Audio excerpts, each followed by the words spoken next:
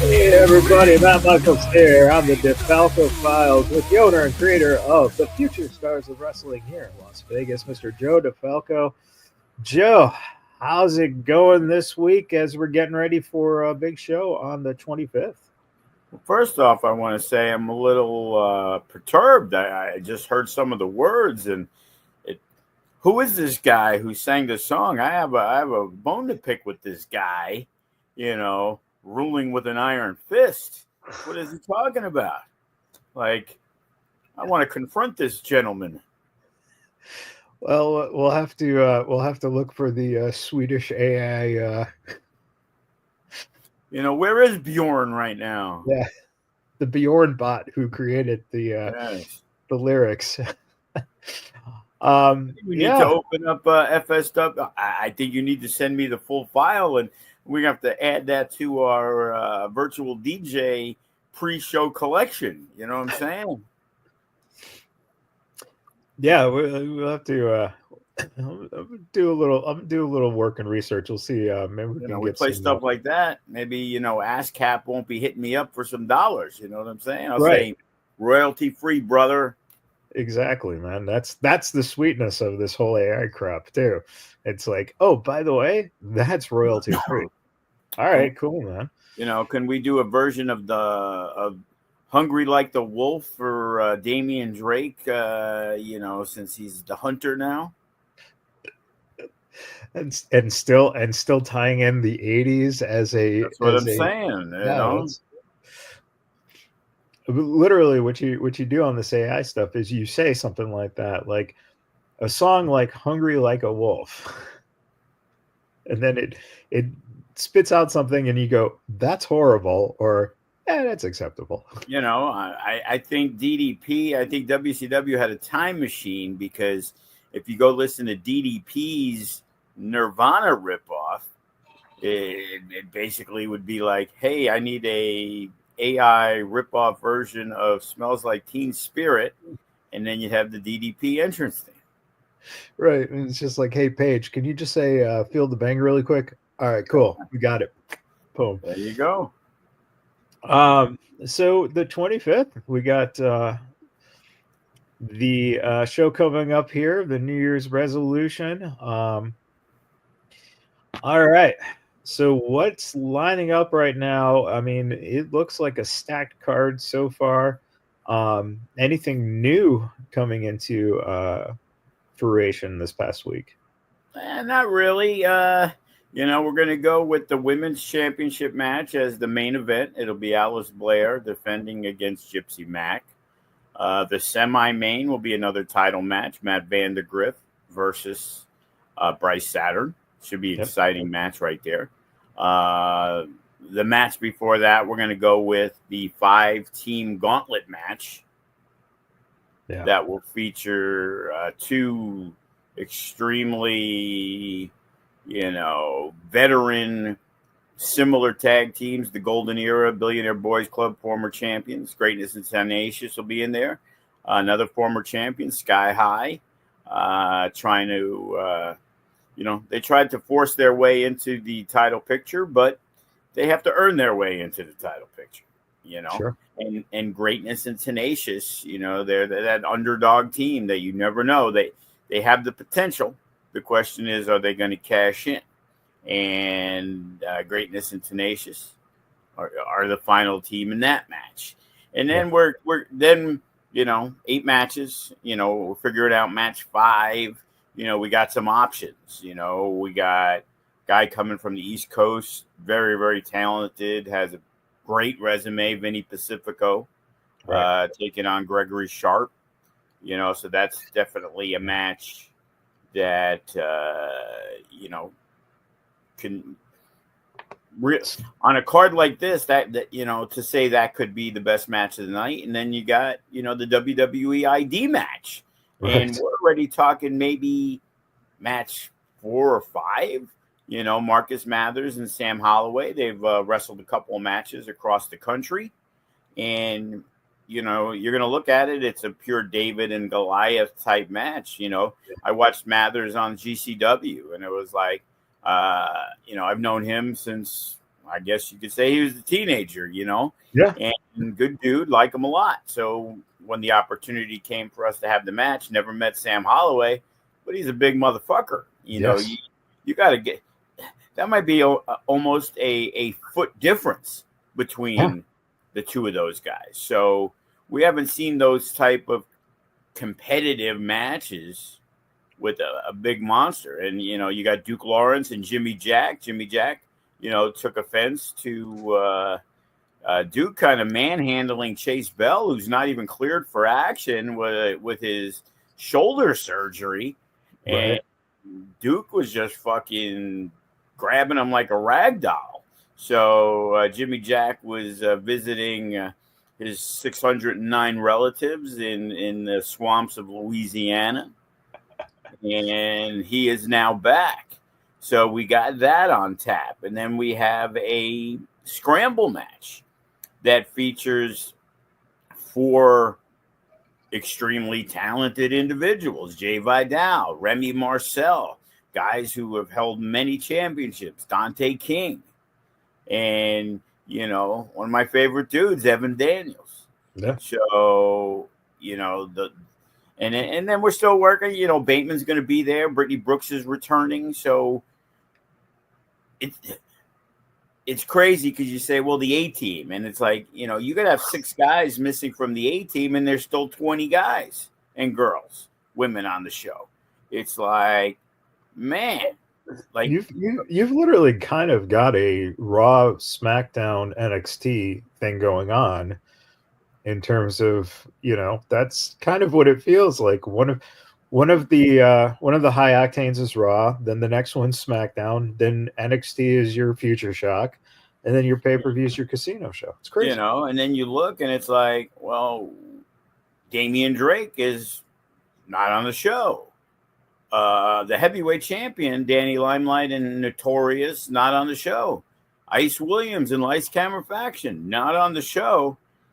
But if you stand alone and look at the matches, you say, wow, this is a fucking stacked card. And you forget there's 10 other people that if you switch some people out, you'd be like, oh, what a card. Yeah. Because the card is that good. I'm trying to look here, seeing if I'm missing anything.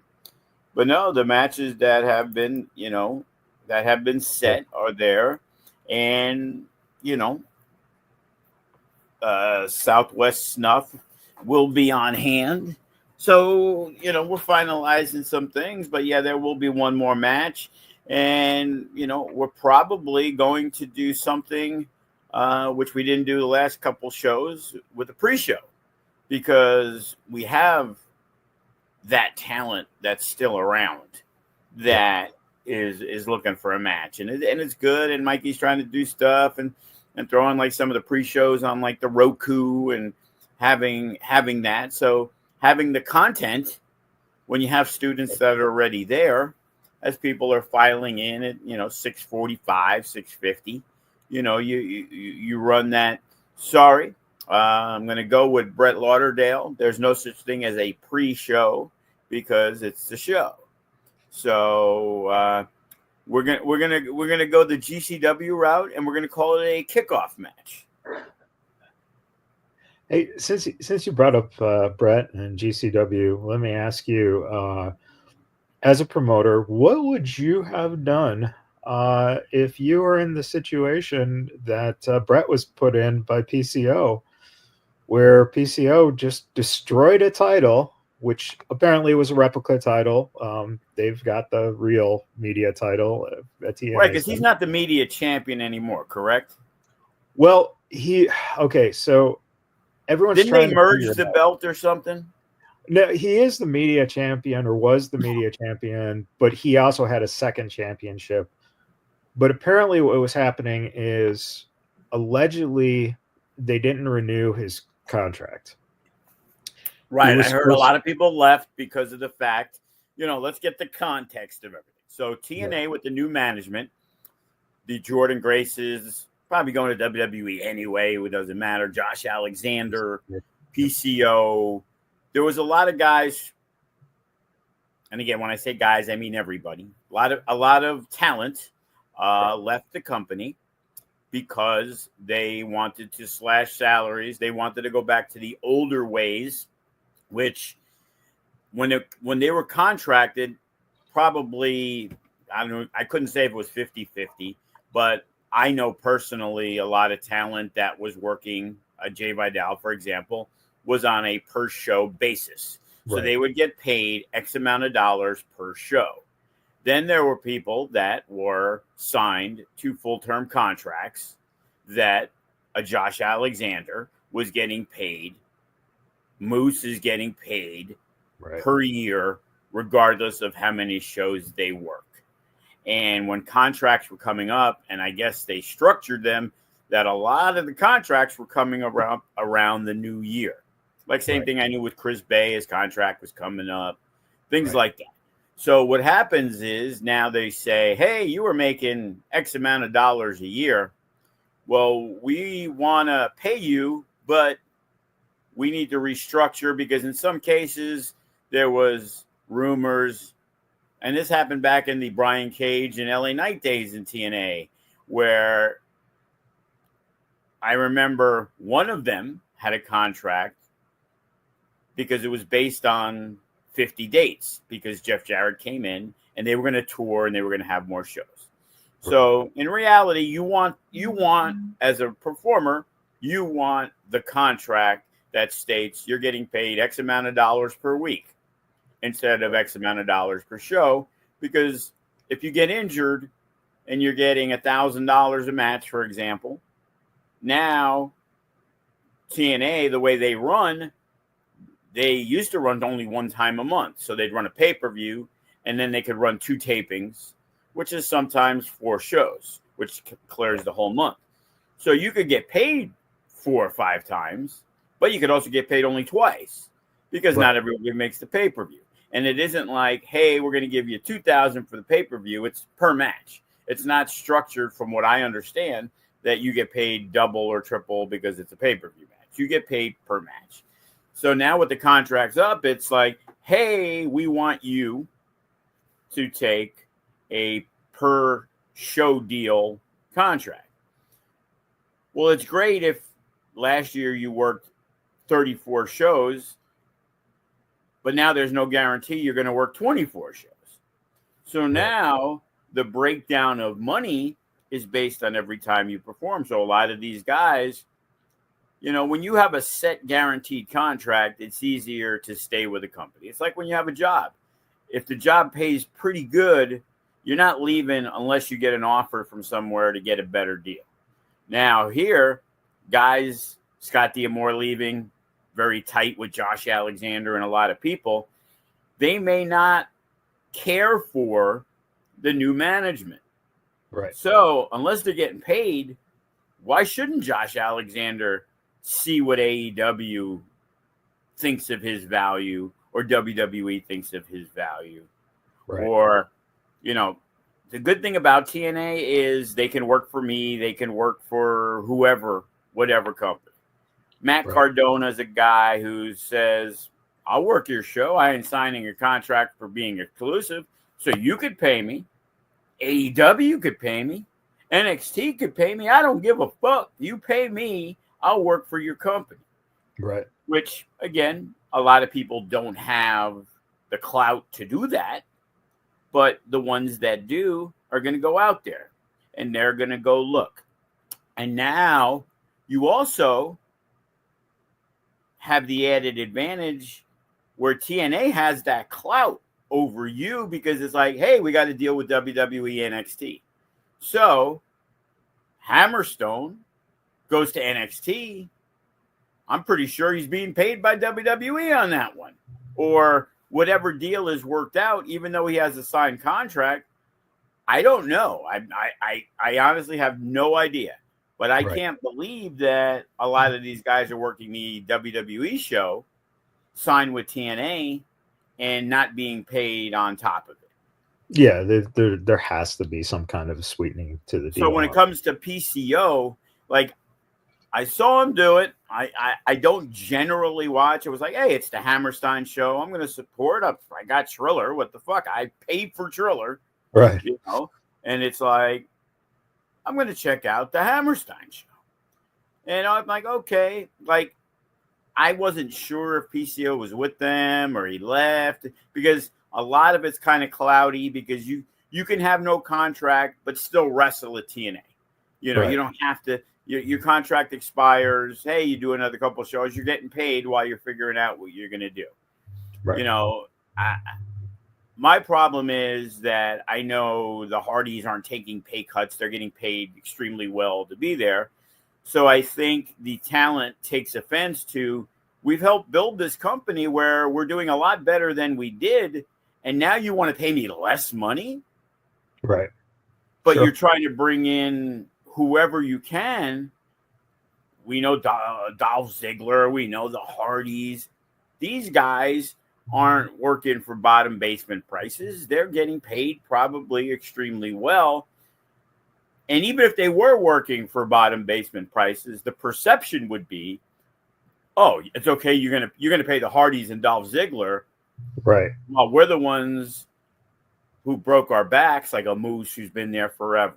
A Josh Alexander who's been pushed to the moon. So if you're going to say he's part of the reason for the success, well, you would think him, Jordan Grace, they would be in line for raises, not complications on what you're trying to pay me. Because, you know, and again, Moose re-signed in the Scott D'Amore era. Right. So I'm pretty sure Moose had the opportunity to go anywhere he wanted. And I hearsay, it doesn't mean shit, but I hear they kind of paid Moose way more than they would pay a lot of people because Moose is a staple of TNA. Now, can Moose be hugely successful in WWE? Absolutely. I'll tell you 1,000% when he was in Ring of Honor, I thought, who the fuck cares? Fucking Moose. Moose is like, big green dude, who cares? I don't. And then time passed. We did the TNA tryout, and he shows up, and he's pushing for Hammerstone. And I'm talking, and I'm like, man, this is genuinely a great fucking dude. He's a good dude. Yeah. And before that, so I've already had now a little bit of a relationship. But before that, because we had LA Knight booked, and then Kirk White, before he passed, he had his big time wrestling, and he went through the office and he booked LA Knight, Sean Ricker, Eli Drake for a show. So Sanjay Dutt ended up hitting me up after, because I was confused. We had Moose on a show booked for the Mecca to wrestle Hammerstone. So this Hammerstone story is before he knew Hammerstone. Right. And we were booking Moose for Hammerstone at the Cannery, which had Jushin Liger on. And then he hit me up about a date in January. And I'm like, no, bro, it's the fucking Mecca. You're booked in March. And he was like, well, I got this thing. Jimmy Jacobs sent me my itinerary, and it says FSW January, whatever. And I'm like, I have no fucking clue. We have a show that day, but you ain't booked on it. And then as the days passed, it was kind of like, oh, okay, Kirk White got taken, paid for Eli Drake through the office. Eli Drake technically wasn't supposed to take a booking through me, but because he'd been with me for a long time, he took the booking that he gets paid for. Shooting back to an earlier story, Eli Drake is getting paid X amount of dollars per year from TNA. Right. Until he reaches 50 dates, he doesn't get any money. He has to work the 50 dates. Well, he maybe has 30 dates. Well, Kirk White now books him for X amount of dollars. Kirk White sends in the money for big time wrestling, and Eli Drake pockets zero of it. So they paid him for the 2 days because now he's at 32 days. So, of course, he wants to work for me because I'm handing him the money. Right. Instead, Kirk White is handing TNA the money. They stick it in their pocket because it covers what Eli Drake is making. Right. So, as a make good, I wasn't aware. Sanjay, who I knew, hits me up. He's like, I thought you had a show January 28th. I do, Sanjay, but Moose wasn't booked on it. Oh, what we're doing is we're going to send you Del Rio and Moose, and we're going to have a match. You can film it, and then we're going to air it on the TV because they're doing a storyline, and I figured that'd be a good make good. And it's like, bro, why didn't you fucking start with that? Okay. So we got Moose and we got Del Rio. And I remember introducing first, and all of a sudden at the Silverton, everybody's rising on their feet. Moose. I'm like, what the fuck? This guy is over as over can be. Yeah. And then that parlayed. It's kind of like the Lance Hoyt. Like, who cares? Lance Hoyt, big fucking deal. Nobody knows him outside of fucking Japan. Right. And, those are two guys that I'll tell you, I swing and missed on that never thought, but because of circumstances, and then we formed a good relationship. We had Moose on a couple shows, whatever, and in those situations, Moose was the guy. So now Moose signs this contract with probably the knowledge, hey, we're doing some stuff with WWE, because I cannot in the life of me not believe that Moose is not going to get to be seen on WWE TV. So going back to the PCO thing, I saw him and I'm like, it's a TNA belt. This is kind of weird, And then he starts with needing the sledgehammer. And I'm like, I don't keep up enough. It's like, is he still the champ? I knew they merged the belts. I thought AJ Francis won. I have no idea, but then I hear AJ Francis is leaving, so I don't really know or understand the knowledge. Now, first off, if I don't have a working relationship with TNA and Moose decides he wants to break the X Division belt, I don't think I'm going to cut him off. I don't know. Moose is talking. Whether that's going to get me viral hits.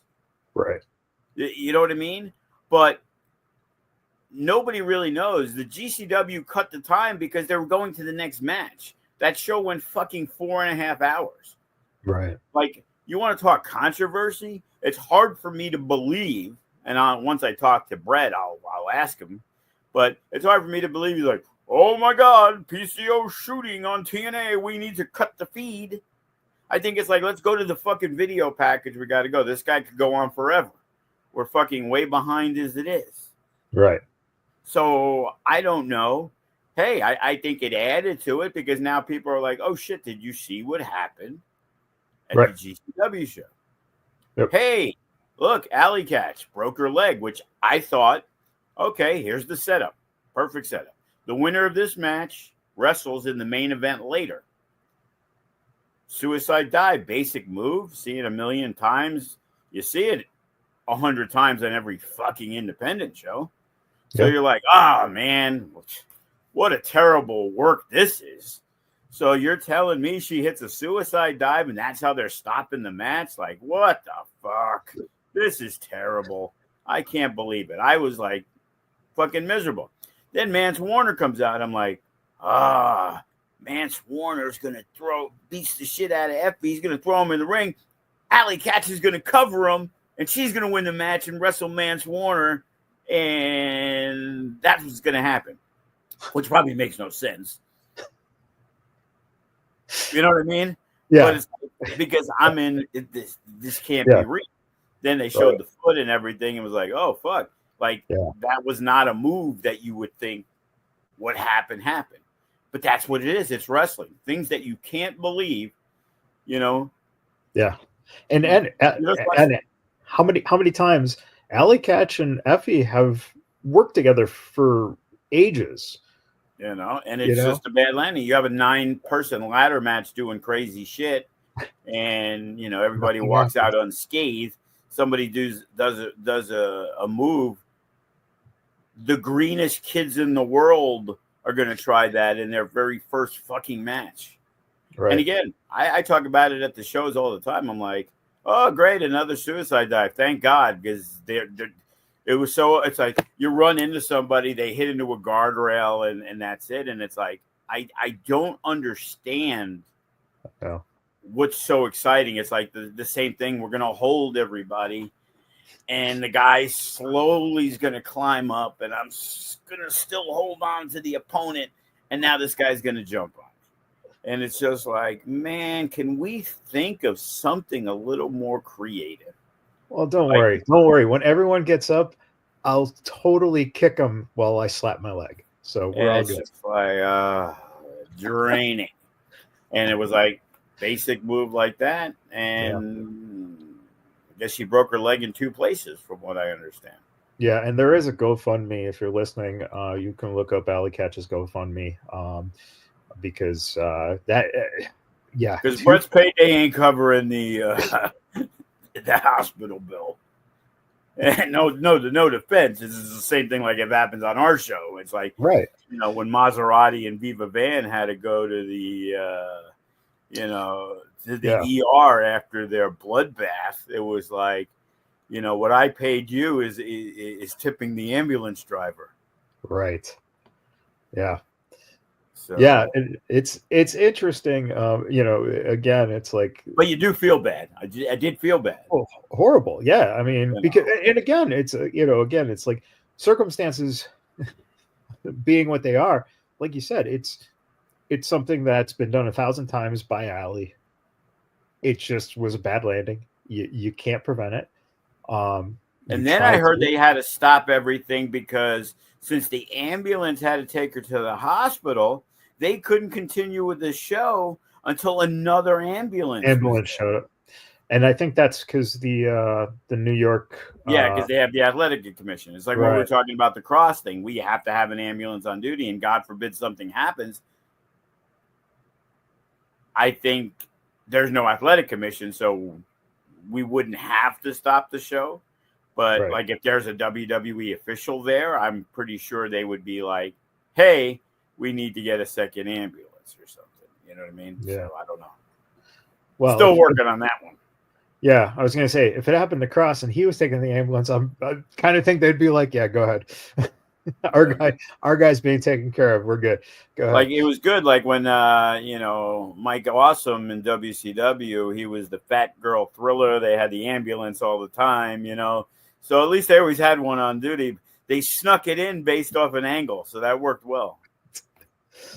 Yeah, and Sid, thank God, because when Sid broke his leg, man, there was nothing more brutal than that fucking footage. Do you remember watching that live and seeing that? I do. I remember it. God, it was the Steiners, wasn't it? Yeah. No, I don't think he might have been working Scott. It was a singles match because I think I remember Scott Steiner being there, so I didn't know if it was a tag, but I remember him up and then going off, and I'm pretty sure I was like, "What the fuck is Sid doing?" Because that was like, right. Hey, I guess I'm going to try to jump off the second or top rope. Like, wow, he would never do. He's never done that I recall. And then I remember, and I was like, "Holy fuck!" Watching Joe Theismann's leg break again. Yeah, that's like Theismanning, but Theismanning yourself. Like, unbelievable. And it's like, because you see so many matches, and you see people get banged up here and there, right? But it's crazy because that's how infrequent it is, right? And it is crazy that it doesn't happen more in training with younger guys. It's like, credit to the trainers and trying to keep people safe. But it's like, it's hard to believe. I remember, Nick Bugatti doing something, and it was Katie Sparrow, and she turned, boom, right into his nose and broke his nose. Freak accident, things like that. But the thing is, we've been doing it, had a school probably, 13 years, right. 14 years.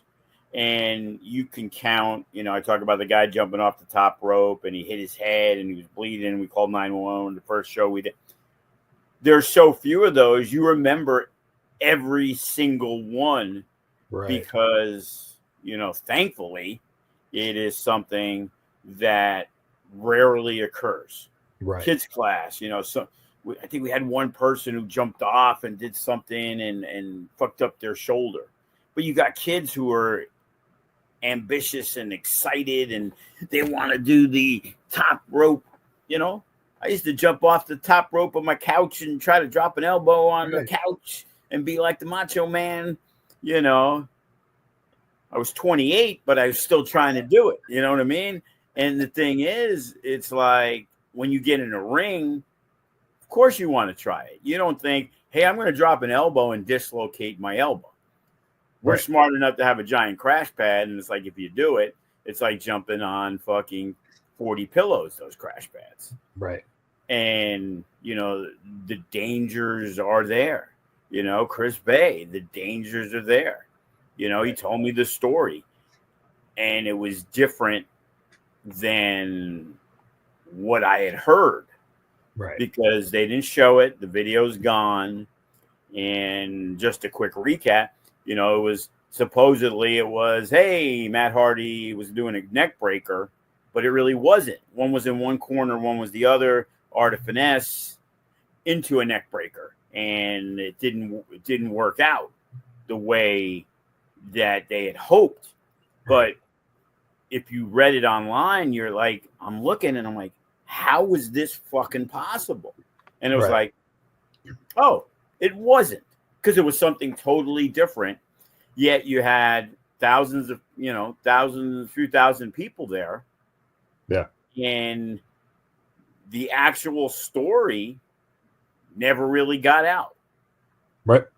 It was like nobody gave you the play-by-play of what it was. Oh, Chris got fucked up, blah, blah, blah, blah, blah. And that was about it.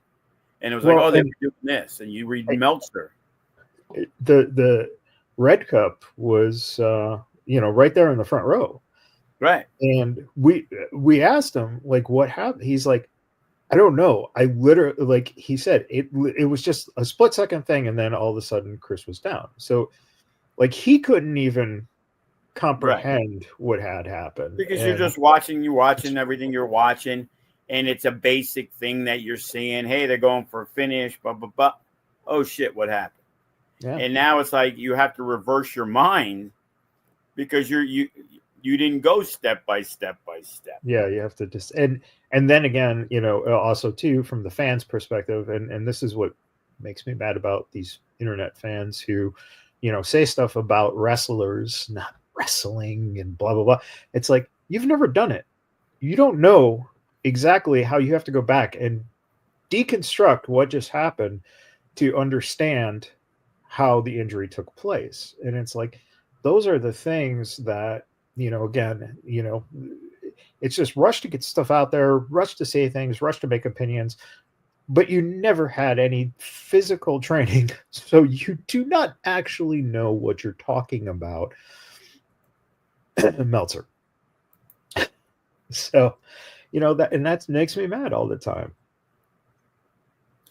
Yeah, and it was an unfortunate thing, going back to the GCW.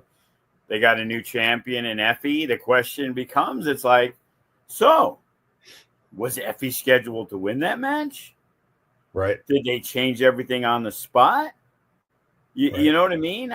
I don't know. It's kind of crazy. Like I said, I thought this was the setup. A lot of people seem to believe they were going to do some short match that led to a schmoz, that it was going to be a triple threat match in the main event. So, when I get Brett alone I'll say, hey, what happened? I see Sabu was having his retirement match here in Vegas against Joey. Yeah. Yeah, it looks like he'll be going against the FSW show at the arena, whatever we're going to do. It's going to be that 7 o'clock Joey Janela show on that Friday. Right. So we might have to push ours to 8 o'clock. Big difference. So, yeah. Well, wait. Now, Joe, here's the thing. If Joey's wrestling Sabu, who you getting to wrestle RVD on your show? There you go. Joey. He shoots over.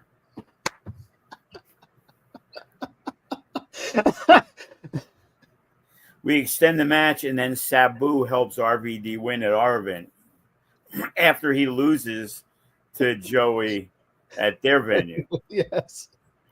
You know, Palms is only 15 minutes away. You know, say we can instead of getting a ambulance escort, we can get a police escort, and they can get us there in 12. Do you think it's possible that you could do the shortest retirement in wrestling history and have Sabu lose that match, but give him enough money to come to your event and come out of retirement? 15 minutes. Sin knows him real well. I know him pretty good. You know, I might get the good Sabu discount. It's funny because true story. We had the Jimmy Lloyd birthday party. Right. Okay. And Sabu was there. He was sitting trying to sell some merch and whatever. And I give away, I guess, a little trade secret. He left before the main event with Jimmy Lloyd because just like what happened at the Hall of Fame induction for Sabu, he didn't feel he was being compensated. And he left before the fucking angle. He's like, I'm fucking leaving. I'm like, what? Yeah, I'm fucking done. You don't want to pay me. Fuck out of here. And it was like, oh, nice seeing you, Sabu. You know, I always tell the story. It's funny because I told the Sabu story last week at the school. Somehow we got to talking about Sabu. And then I was like, he came in there and because he knows Sin. So, you know, he came down one day or whatever. And then he wanted to use the thing. Maybe he was having a match at the time or getting ready to have a match. But Jeannie was still with us. Yeah. And Sabu was working out in the ring. And he was basically this guy who was like, the chair was his masterpiece. Yeah. And it was like he was working different scenarios utilizing the chair. She'd be on the apron and it'd be like, hey, throw it here. Hey, throw it there. And it was just like, it was crazy.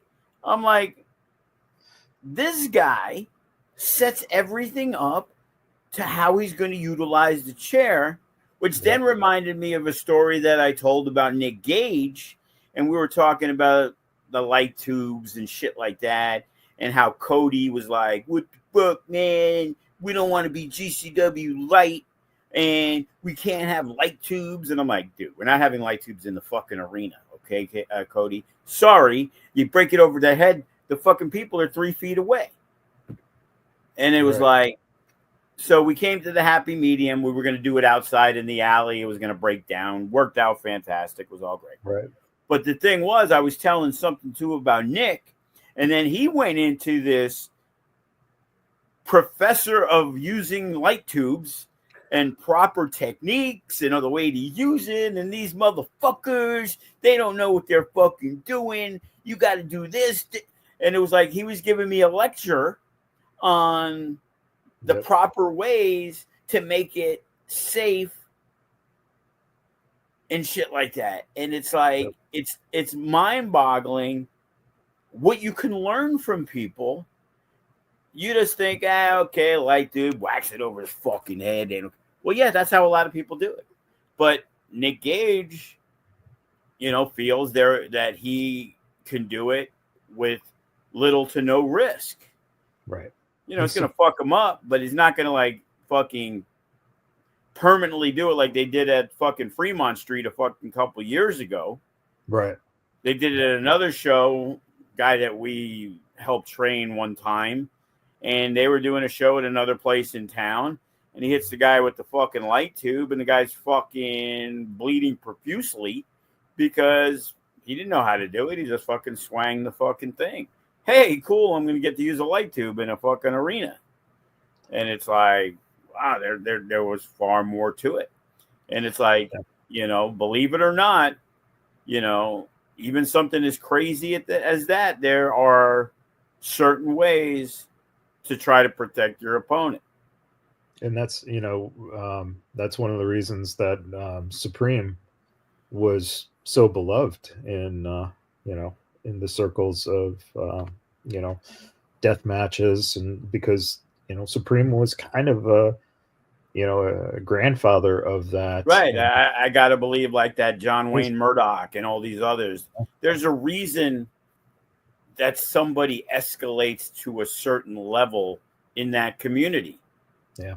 Just like there's the community of, oh man, one of the best mat wrestlers of all time. Hey, one of the best this wrestlers of all time. Well, it isn't because you fucked up so many people that you're the best deathmatch wrestler because you've hit more people with light tubes. Obviously, there becomes a respect of being in there with them, and it's their art. Right, wrong, indifferent. It is what it is. Yeah. And what Sabu did, which again, when he did it, that was 30 years into his career. And that's the first time I like, wow, there's actually a fucking rhyme for the reason. Yeah. It's like, holy shit. Like this guy is literally, when wrestlers are always sitting there for 2 hours going over their 10-minute match, this motherfucker is setting up what he thinks might look good, maybe incorporate something different, using the second chair, using the fucking turnbuckles, using the ropes, and that was his fucking platform. That was his canvas. No offense to the canvas. The entire ring was his canvas, not just the canvas. And it gave me a newfound respect for the shit he was doing and where the thing needed to be placed, because he was going to run this spot to jump off the chair like he's always done into that certain flip.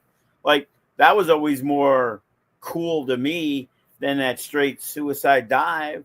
I like when I used to see Thornstowe from the Scum, he would do the thing, but he would flip over a bunch of times, like creative, not the same. It's the same move. And all I think of every time I see it by the ramp is, please don't break my fucking TV monitors. Seriously. They hit the fucking thing, and a couple times it shook, but thankfully it's never broken it. But it's like, I'm not enamored by it. So yeah. Let's see. You're talking about the arena. Obviously, we got the show coming up on the 25th, but we did talk a little bit about Mania weekend. You did put out a post the other day where, what is it, 12 shows right now? Right now, yes, we are at 12 shows. Everybody announced it. So that was what I was waiting for. I felt it would be unfair to, for most of these companies, it's their first time appearing at WrestleMania weekend. Right. And for their fan base, that's a major announcement for them. So I didn't want to be the guy to be, oh, hey, everybody, Demand Lucha is going to be here. And it's like, oh, wow, this is going to be great. So, yeah, right now, we're going to kick things off on the Wednesday. So we have a Wednesday show. I believe it's at 7 p.m. I think it's UPW Pro Wrestling. Then Thursday, we have 4 shows. And Demand Lucha is going to be running at 7 o'clock. I believe All Caribbean's got something at 11. Winner's Circle is going to be doing something. Friday, we got Poder Mania at 11 a.m. We got Devotion with Manny Lemons at 3 p.m. Actually, I think All Caribbean's running Friday night at 11, and we have that Friday time slot. Then there's Saturday before Mania at noon, and Saturday after Mania at like 11 p.m. And then Sunday, FSW Women's, the FSWW Future Stars of Women Wrestling and Future Legends are putting together the Future Legends Women's Tournament. Yeah. And we do have some names signed, so I might as well give them out. From FSW, Zamaya will be there. Brittany Brooks will be there. Fresh off her appearance at GCW, where she's getting a lot of love, Brooke Havoc will be there. A talent out of Texas who is very young, and it hit me up a couple years ago, and she's really progressed. Maya World will be there. Jada Stone, who wrestled for us and is working for TNA and is also in Japan. I was trying to get her for the 15th because she messaged me. She's like, "Hey, Joe, don't forget about me. I want to wrestle for FSW." And I'm like, yeah, that's a no-brainer. I'm like, hey, I'm like, I didn't want to hit you up because I didn't want you to have to cancel your Japan booking to wrestle for us. Right. So she's there till the 18th, but she's 21, which I was like, oh, shit. I didn't realize she was that young. Crazy. That's so crazy. So, so we're at about 5 or 6. Brittany Brooks gave me a list of 25 and unders to reach out to. So there's on the East Coast, Erica Demia. She's, I think, 19 or 20. She's starting to make some noise. There's a lot of talent out there right now. Yeah, another one I was told specifically to hit up, who will be there for which show is she going to be on for sure? I think the Texas Wrestling Cartel, Izzy Marino. Oh, yeah. I guess she was the Bailey girl, they said. I'm like, okay. Yeah, Izzy. Yeah. So she's going to be in town. So I've been told that's, I think she's only like 17. Something like that now. Yeah. Yeah. So yeah. I've talked to her dad before. Yeah, she's definitely on the hot list. Jasmine Allure's in town for Portermania. I guess she's under 25. Yeah. So, again, we're going to probably do a 10 or 12 woman tournament. Matt Vandergriff will defend the Future Legend Men's Championship that he has. And we're figuring out who that could be. It might be a lot of people are going to be in town. We might do a fatal 4-way elimination style. Who knows? Because got to have that bridge match anyway. So, I know Malik from Culture Inc. He's going to be here February 15th. The girl Kia. Yep, Kaya. Yeah, Kaya Green. Yep. Yeah, she's going to be in town. So I believe she's been added. I hit up NJ. He asked me about, them coming out. And he had asked me. So, yeah, I'm going, what is the day? Yeah, Black Swan. If she's healthy in time, which she claims she should be. So, yeah, so we're pretty close to having some really top talent in this tournament. So it's going to be interesting to see. Again, Sunday at noon, which we've had success. When WWE was here, SummerSlam, we ran FSW GCW at noon. And we also know the collective's not running on Sunday. Right. So, we might be the only show running Sunday at noon, which is something that could really benefit us and pack the house inside the FSW Arena. And again, we're crossing our fingers on, what we're looking to do on the Friday night at 7:30-ish after SmackDown. Because again, people are like, oh, what are you doing? You're going to be running on SmackDown? And it's like, okay, well, probably 20% of the wrestling fans are going to be at SmackDown, and the other 80 are figuring out where they're going. Right. Because I guarantee you, nobody's not going to the Joey Janela Spring Break show. But when Joey Janela's Spring Break show sells out and they want to go to a show, well, if we get to announce our show, there might be people who are like, fuck, I want to go to this show. Yeah. If it's the one we get to do that I, am hoping we could put together, So, and there's stuff all over the place. I see on Fremont Street and, the Country Club and there's going to be more. There's just going to be so much. But I think the advantage we have over a lot of we're running here or we're running there, that's not the collective, is we have the built-in FSW fan base. Sure. And it isn't like, hey, we're the greatest, we're the fan base. No, they're going to know exactly where there's a whole bunch of shows. Right. If somebody's running the space or somebody's running this place or Diversion or whatever, that company from another state has got to get the word out to the Vegas fans. Right. That's the hidden gem, the Vegas fans. Like, right. a lot of them going to WWE. Yeah, and a good amount might be going to GCW. But there's a lot that the only thing they're going to see is we're on the FSW page. So it's like, oh, FSW, they got 12 shows. Hey, they got this guy. Right. Hey, I made a list. So far it was like, I make the post and it's like, hey, everybody, this is what we're doing. We got 12 shows over 5 days. And here's some of the talent that's going to appear at the FSW Arena this weekend. So we got Scorpio Sky, we got Mil Muertes, we got Tom Lawler, we got Gringo Loco, we got AJ Francis, we got JTG, we got Fuego del Sol, we got Kenny King, Ice Williams, the Pope Elijah Burke, Sidney Akeem, Hijo de Wagner Jr., Leva Bates, Miranda Alizé, Brittany Brooks, Danny Limelight, mainly our crew too, and that's just the start. Yeah. Now, all these companies, 3/4 of them haven't even announced anything.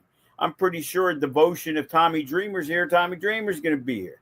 There's a good chance you're going to get to see some very, very big names all in one arena.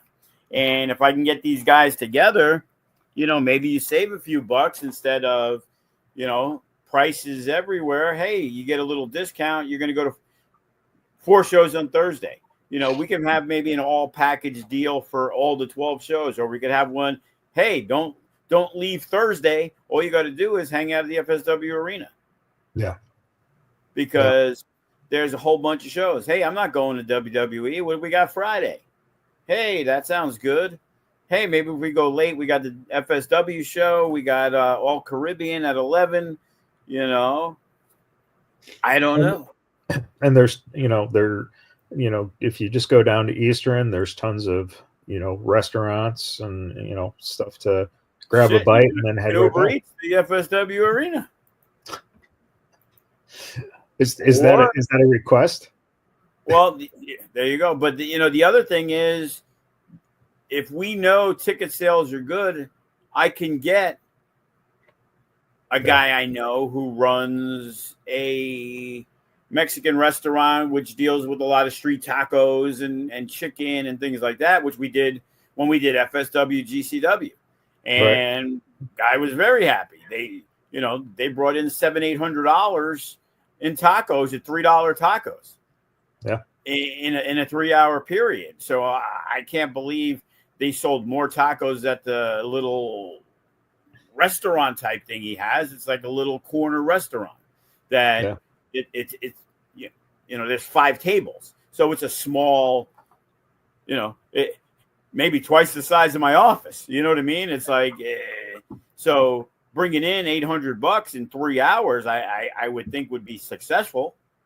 So imagine being there all day, and people, if they aren't going to let, maybe they leave for a couple hours, maybe they miss one show. If you're there all the shows, you're going to want to eat. Yeah. Because the shows are kind of bang, bang, bang, bang. We don't have time to be like, hey, next show's in 3 hours. No, it's like, get the fuck out of the ring because doors are opening in 20 minutes for the next show. Right. Yeah. So, shit, I might cook the fucking tacos myself, make the money. Boom. Dude, hey, get a little grill out there, That's what I'm saying. Um, that's again WrestleMania weekend. Future Shock, Jonathan's up to about 50 tickets. I was just gonna ask, how's that going? That's Jonathan's already been moved into the main event. So now if he sells, let's say 25 more tickets, does the main event go from 12 minutes to 18 minutes? But we have a plan of what we're going to do, and we're going to make it a little easier on him.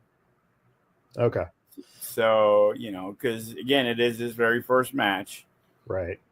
So, there's going to still be a bunch of hiccups. So, right. In those situations, we'd like to incorporate others who can make the transition for him a lot easier. Right. And, the main thing is you want a person to succeed as much as possible. Right. And it's a little different, it's like in some cases, like, hey, I need you for a match. And it's like a guy like Jeffrey Excellence and Trademark, they're much further along than Jonathan. Right.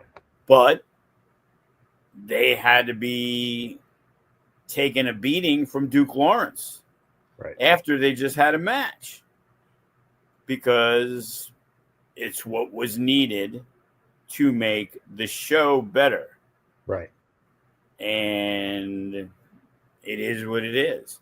We're trying to build things, tell stories, and stuff like that. Future Shock is kind of standalone, so it's easier to what we need to facilitate toward. And, like I said, it's an easy transition, because no matter what Jonathan does, as long as he does one thing good in the match, the crowd's going to eat it up because it's his friends. Sure. So anything he does, they're going to be like, yeah, my boy. Because they, kind of like watching, Natural Born Killers and somebody takes somebody down. Well, if you're a wrestling fan, okay, I see that every fucking show. If you're a UFC fan, that's the transition for a guy to take control of the match by taking somebody down. Oh, yeah. And now all of a sudden, Ryan Couture does that to Dave Mazzani. And then Ryan Couture sold a bunch of tickets because guess what? His father owns the gym, and a lot of the people from the gym went there, and they're rooting for Ryan Couture. So he does the first thing off the bat. The crowd's like, yeah, this is awesome. Same thing with Gil. The guy Gil, who's Moxley's trainer. So he wrestled Ryan Walker, who they were two trainers at Couture. So those people know nothing about professional wrestling. They know it all about mixed martial arts. So when those guys are doing moves and shit, that's what they're popping for. And that's all you want. Because it gravitates. It's the reaction. Yes. When the mariachis sell a bunch of tickets and you're a guy who doesn't know who the mariachis are, and you're like, oh, yeah, these guys must be really good. They must be really popular, man. Everybody's fucking cheering for these guys more than everybody else.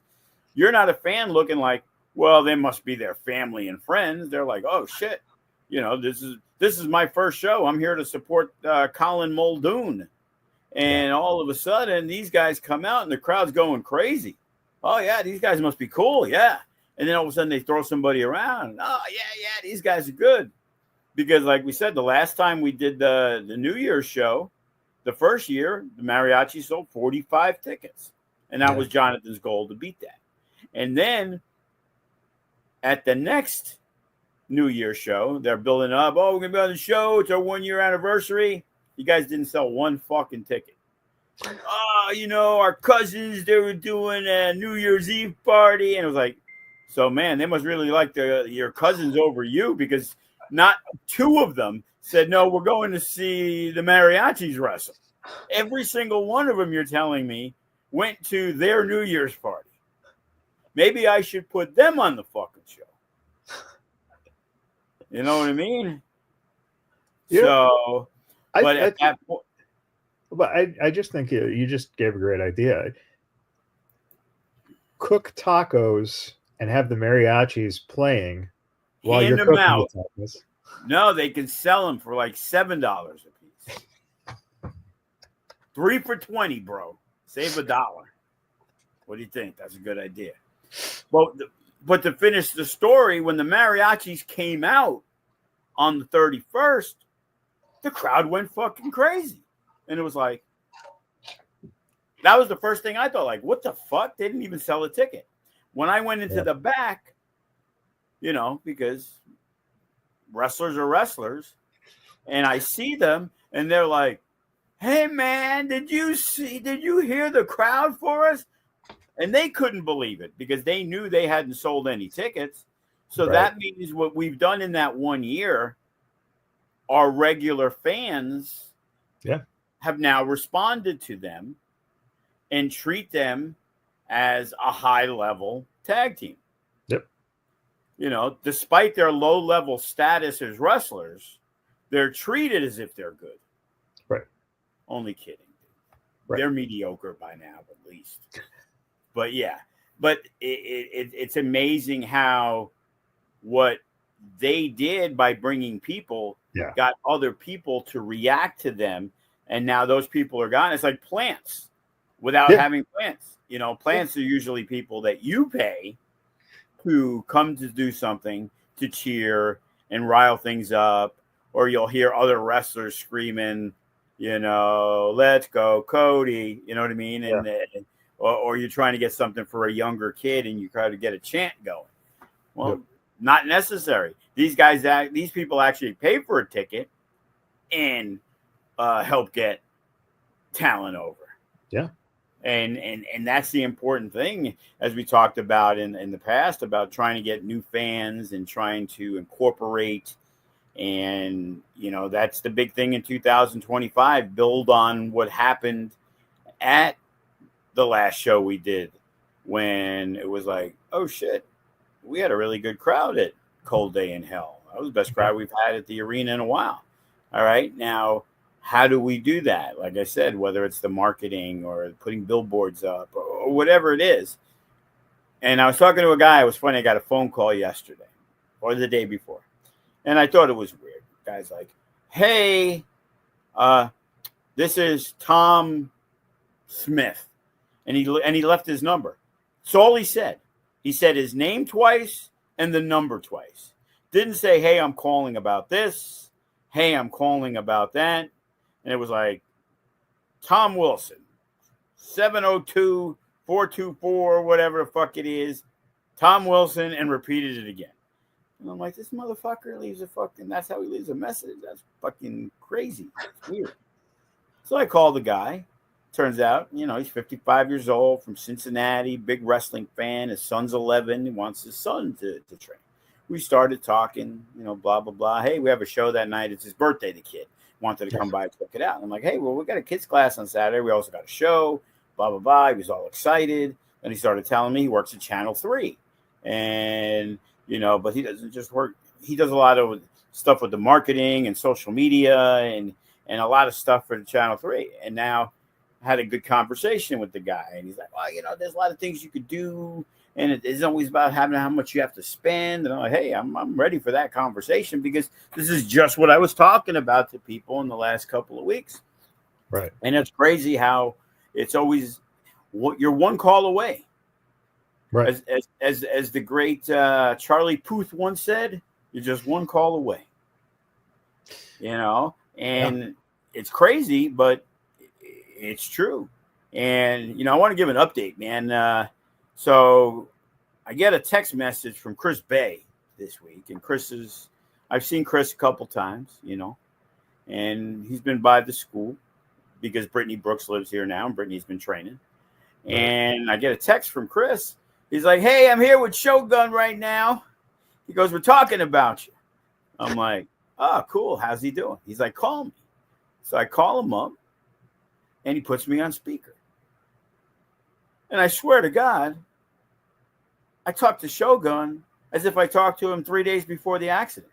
Like, I've heard, again, conflicting reports, this motherfucker sounded fucking fantastic. There was no blip. There was no hesitation. There was no confusion.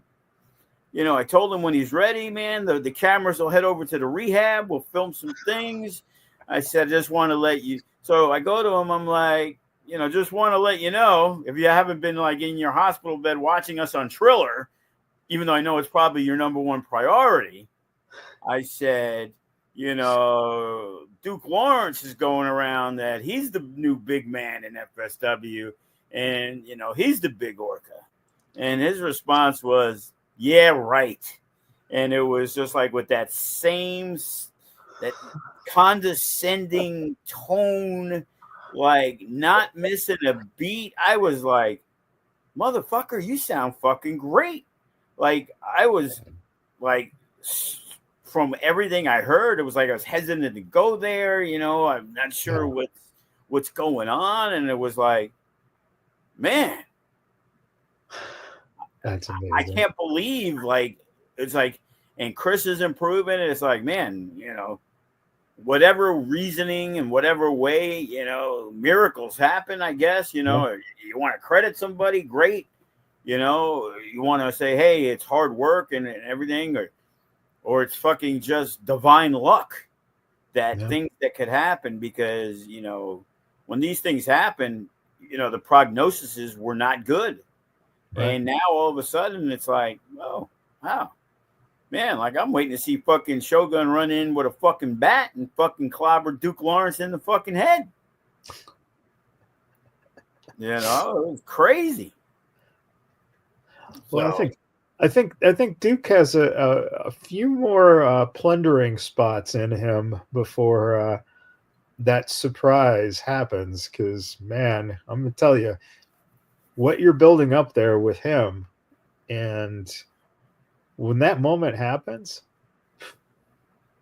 I'll tell you what. MK cut a promo from the Jefferson Memorial the other day, hoping he does one at the Lincoln. I was stunned, though. I saw him in the upper deck. I'm like, Trump, lose your fucking VIP seat? Like, he was talking about Trump throwing, the pens.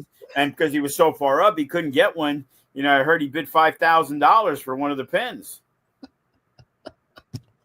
I actually was going to ask him that. Yeah. And I saw him. I saw the picture. I'm like, hey, say hello to Tom Crawford up there, Hey, speaking of, how's Tom doing? I mean, I think we're all very concerned after that brutal handling that Duke gave him.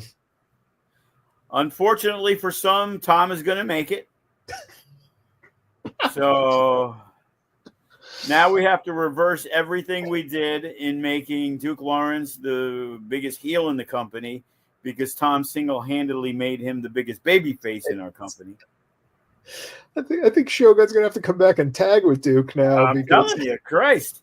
Unbelievable. But yeah, so Tom will live. Hopefully he's going to be there on Saturday. But man, he has requested not to be, because, what people don't remember is at the show before, he laid out Jonathan also. Right.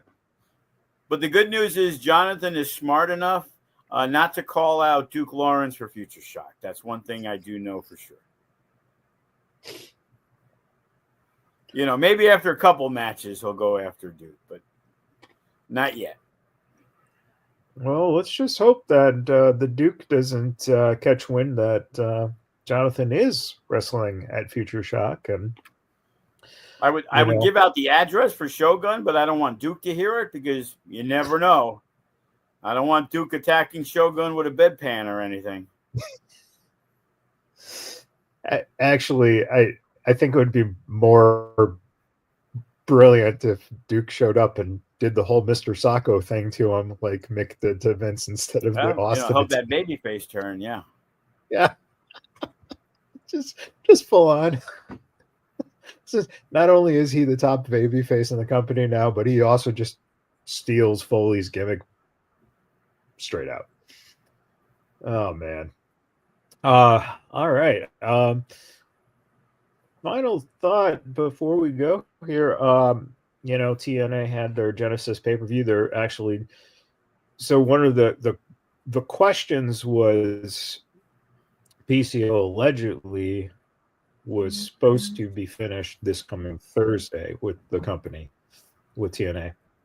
And they're doing their live show, which is the first time they're doing live on Access, and the first time TNA has done a live episode in like 8 years, I think it was. So we're going to see Faxium versus the Rascals for the NXT titles on TNA programming.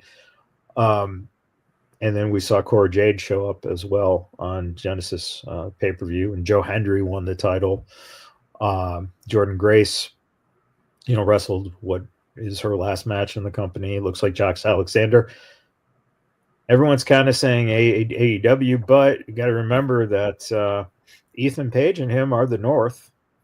So, that NXT door might be open to the North reforming. Well, the Rumble's coming up very shortly also. Right. So from what I understand, inside info was Josh canceled all his independent bookings. Exactly. Now, in AEW, generally, you don't have to not work for other companies if you choose not to. Now, people can have certain contracts, and it's possible that the contract states, but you already got the WWE and the NXT TNA connection, but don't expect Jordan Grace to be rumbling in NXT. She's probably going to go to the main roster. So even if Josh did go to NXT, why wouldn't they have him pop in at the Rumble? You're going to expect some TNA talent. How crazy would it be if the Hardys showed up? You know what I mean? Right. It's like, again, it's wrestling, it's WWE, all is forgiven. I still think they'd let Jeff go to be with Matt because they didn't have much for him anyway. So it was like, hey, when we need you, we'll bring you right back. Yeah. And it's like, get your life straight, because I see Matt's all over the place telling everybody that he expects to have, and he always expected to still end his career in WWE. Now, that could be wishful thinking, or it could be just like we expected with like Mark Henry, and they took the money because WWE wasn't going to give them what AEW was going to give the Big Show to sit around and not do a lot. Right. And then they end their career off, where they were stars. Because regardless of everything, WWE is where you're the superstar. And you see people that you think, there's no way they're ever coming back. Well, Triple H is involved. Fucking Bruno Sammartino came back, Yep. And it was like, Netflix, you want to earn a living. When you're 70 years old, 65, 80 years old, it gets a little harder to get on a plane to fly cross country to try to make merch money. Right. When somebody's saying, here, appear on our show, do this, here's a bunch of money. You can say whatever you want, but, got bills to pay, got to eat. Yeah. So, what do they say with Triple H? That there's certain people that he didn't get along with, but he's going to work with them because it's good for business. Yeah. And Hunter... Bret Hart showed up. He still, if he's going to forgive Shawn Michaels, he's not going to forgive the guy who was the lackey who had already been punished when they did the click thing, and he has to go along with what the boss told him. Really, right. You know what I'm saying? So yeah, right. So I think that's what it's all about. Yeah, and it's I think it's. Realistically too, when you look at it, it really just opens that door to more opportunity of for some of the younger talent to get seasoning by working each brand, getting a chance to look, the fact that Wentz and Trey are getting to wrestle Frazier and Axiom on their home show now is a great thing, because you're going to showcase, two great tag teams who, these guys are, and have been the future of the business for the past 10 years. And it's great to see now that finally starting to make those building blocks to a point where there's just going to be so much more exposure for a lot of these guys. Hendry winning the championship, everyone's expecting Hendry to show up in the Rumble with the title. So it's interesting because and believe me, this is something WWE didn't have to do. It's like us trying to work. I'll work with somebody, but I want to work with the companies that are bigger than us. Right. And, we're going to pull out all the stops for GCW, so it's an advantage for them. I don't know what advantage it is for WWE, to be honest with you. But the one thing is they're using their minor league to go on to TNA. TNA's, Moose going to NXT is not an upgrade for Moose. Right. But it's an upgrade just for the fact that these guys are in NXT. WWE's this big, TNA's this big. So right. If you can get something from this because somebody showed up, it may not be the biggest deal for Moose to beat some low-card NXT guy. But the fact of the matter is you're seeing this NXT thing, which WWE fans are very protective of WWE. We're WWE, we hate AEW. Oh, but we can like TNA? Okay, cool. Maybe we'll check out their stuff. So that's only going to help them. TNA benefits tenfold over what WWE benefits in that partnership. Right. And they're using it the right way. And that's why TNA can't pay half those guys, because they got to give the money to WWE to promote it. Well, and and it still blows my mind that AEW had the opportunity, and what did they do? They just shoved Kenny Omega down the throat, made him look great, and didn't do anything in return. And of all people, they made Christian, who I love Christian, but you couldn't have made Josh Alexander or the face of your company be the one to beat Kenny Omega. Right. Now, because Kenny Omega and Scott D'Amore go way, way, way, way back. I'm pretty sure if Scott said I'm having Moose win, I'm sure that would have been, when we're going to have you win the TNA title, this is who you're going to lose it to. And it's going to have to be okayed. And if the name Christian was the name that was the only one okayed, I probably wouldn't have done it, because it's the idea is to make our guy a star. Christian was a WWE star. Christian is stopping in TNA to go to AEW. And it's like, okay, whatever, but AEW, I don't know how much TNA gained from that partnership. With WWE, now they're on actual CW. Now CW has a shit station. Well, they're still getting more viewers than AEW Dynamite for a minor league product. Right. Because the masses can see it. And you're seeing the buzz, and you're seeing the attendance. They sold out the pay-per-view, which is, that's the one PCO sold out.